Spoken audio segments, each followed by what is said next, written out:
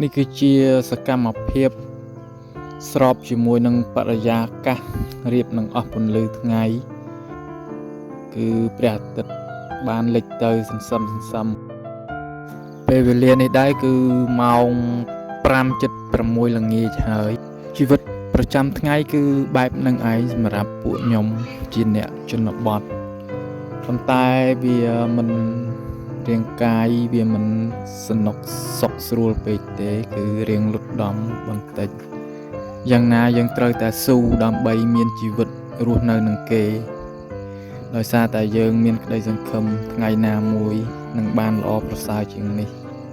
ប៉ុន្តែពួកខ្ញុំរស់នៅដោយសុចរិតទៀងត្រង់គ្មានគំនិតបោកប្រាស់កម្លាំងញើសឈាមរបស់អ្នកណាទេមិនដែលគិតចង់បានរបស់ទ្រព្យអ្នកដទៃដោយការបោកប្រាស់គេឡើយអរគុណបងប្អូនទាំងអស់គ្នានិងជម្រាបលា